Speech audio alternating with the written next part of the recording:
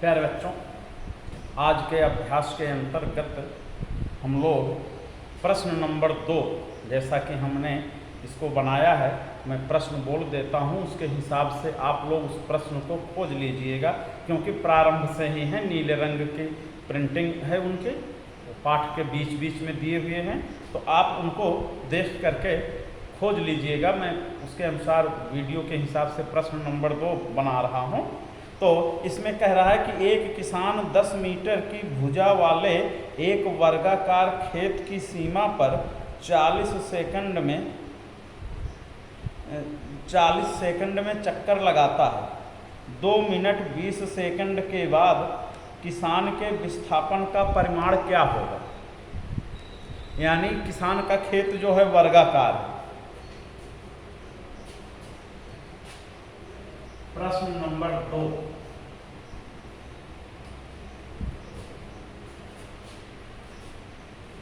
ये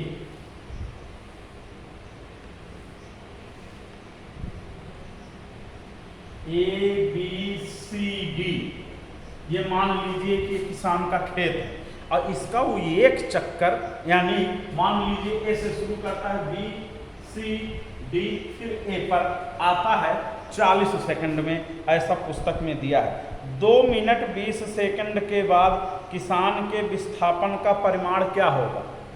यानी 2 मिनट और 20 सेकंड के बाद, तो आपको टोटल टाइम निकाल लेना है, क्योंकि किसान जो है 40 सेकंड में एक चक्कर लगाता है। 40 सेकंड में एक 10 मीटर की भुजा वाले एक वर्गाकार खेत की सीमा पर 40 सेकंड में एक चक्कर लगा देता है। तो 10-10 सेंटीमीटर की इसकी भुजा है, sorry 10 metre 10 metre 10 metre 10 metre ऐसे, तो एक चक्कर लगा लेता है। तो किसान की चाल जो है, किसान की चाल ये बराबर हो जाएगी 40/40 सेकंड, तो 40 मीटर, टोटल 40 मीटर, एक राउंड लगाएगा तो 40 मीटर होगा, तो हो गया बराबर 1 मीटर प्रति सेकंड। ये हो गया किसान की चाल।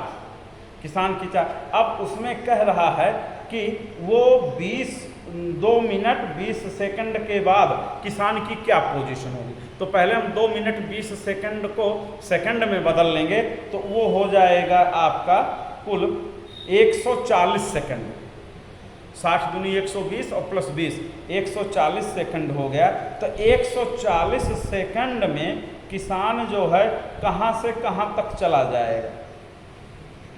अब मान लीजिए कि किसान जो है ए से शुरू करता है, अपना ए से, यहाँ से, तो 40 सेकंड में एक चक्कर, फिर 80 सेकंड में 2 चक्कर, फिर 120 सेकंड में 3 चक्कर और बचा फिर 20 सेकंड। 20 सेकंड में वो आधा चक्कर लगाएगा, यानी यहाँ से लेकर के यहाँ तक और ये यहाँ, अर्थात ये वर्ग के विकर्ण, क्योंकि उसकी अंतिम स्थिति 3 राउंड, यानी 120 सेकंड में उसका 3 राउंड पूरा हो जाएगा, तो विस्थापन तो 0 हो जाएगा। बाकी बचा 20, यानी 20 सेकंड, 10 सेकंड 10 सेकंड, 20 सेकंड में वो सी पोजीशन पर होगा। तो सी पोजीशन पर होने के लिए उसकी जो विस्थापन का परिमाण होगा वो AC के बराबर होगा। तो विस्थापन का परिमाण ये बराबर हो जाएगा अंडर रूट, ये संपूर्ण त्रिभुज बन जाएगा, 10 का वर्ग प्लस 10 का वर्ग, तो ये बराबर हो जाएगा 10 दहम्मा 100 प्लस 100 बराबर अंडर रूट 200, और अंडर रूट 200 को हम लिख सकते हैं 100 गुणा 2, 100 का वर्गमूल 10 हो जाएगा, 10 रूट 2 मीटर, 10 रूट 2 जो है मीटर इसका परिमाण हो जाएगा। ये हो गया इसका उत्तर। तो इस प्रकार से आप लोगों को करना। अब अगला प्रश्न जो है हम लोगों का,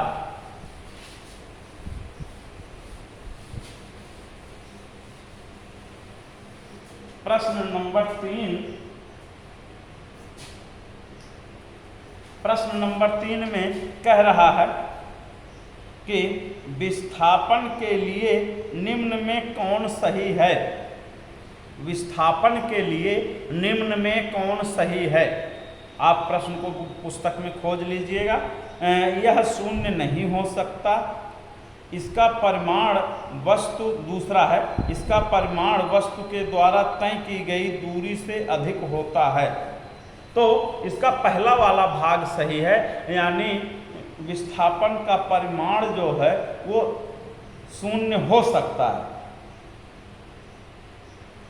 और इसका जो है बस यानी विस्थापन का परिमाण कभी शून्य, वो जो है शून्य नहीं, यानी शून्य हो सकता है, क्योंकि अगर माइनस इस दिशा में कोई गया और तुरंत फिर यहाँ से यहाँ तक आ गया तो कुल विस्थापन जो है शून्य हो गया, यानी विस्थापन शून्य भी हो सकता है। और दूसरा है, इसका परिमाण वस्तु के द्वारा तय की गई दूरी से अधिक होता है, तो इसका परिमाण कभी भी दूरी से अधिक नहीं हो सकता, ये भी ध्यान देने की बात है। तो ये प्रश्न नंबर 3 में जो दो बातें हैं विस्थापन के विषय में, दोनों की दोनों असत्य हैं, कोई इनमें से सत्य नहीं है।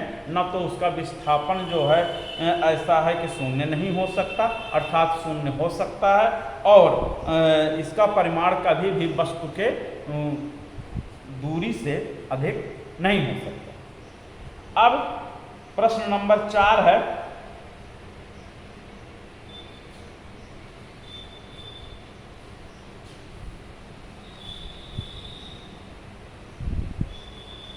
चाल और वेग में अंतर बताइए। तो जैसा कि हम लोग अपने क्लास वाले नोट्स में लिखे हुए हैं, तो चाल और वेग में अंतर जो है वो उसमें बताया गया है, चाल और वेग में अंतर। तो उसको आप लोग अपनी नोटबुक देख करके या वीडियो के क्लिप देख करके आप चौथे प्रश्न का हल लिख लीजिएगा कि चाल और वेग में क्या अंतर होता। अब 5वां प्रश्न है, किस अवस्था में किसी वस्तु के औसत वेग का परिमाण उसकी औसत चाल के बराबर होगा। 5वां प्रश्न है, किस अवस्था में किसी वस्तु के औसत वेग का परिमाण उसके चाल के बराबर होगा। तो अब ध्यान से सुनिए इसका उत्तर, और आप लोग नोट डाउन कर लीजिएगा। 5वें प्रश्न का उत्तर है ये कि यदि कोई वस्तु समान त्वरण से चलती है, अर्थात उसका त्वरण बदलता नहीं है, यदि कोई वस्तु समान त्वरण से चलती है और उसका विस्थापन तथा कुल तय की गई दूरी समान है, तब उसके औसत वेग का परिमाण उसकी औसत चाल के बराबर होगा। ये कहने का तात्पर्य है कि अगर कोई वस्तु एक समान वेग से चल रही है और उसका विस्थापन तथा उसके द्वारा तय की गई कुल दूरी समान है, तो उसका औसत वेग उसकी औसत चाल के बराबर होगा। अब प्रश्न नंबर 6 में है कि एक गाड़ी का ओडोमीटर क्या बताता है। तो इसमें है, एक गाड़ी का ओडोमीटर गाड़ी द्वारा तय की गई दूरी को मापता है। जो आपके गाड़ी में ओडोमीटर लगा रहता है, तो उस प्रकार से ये प्रश्न नंबर 6 है। प्रश्न नंबर 6, तो प्रश्न नंबर 6 में एक गाड़ी में लगा हुआ ओडोमीटर क्या बताता है। तो एक गाड़ी में लगा हुआ ओडोमीटर गाड़ी द्वारा तय की गई कुल दूरी को बताता है। तो इस प्रकार हम आज प्रश्न नंबर 6 तक हल किए हैं। इसके आगे का प्रश्न हम लोग कल हल करेंगे।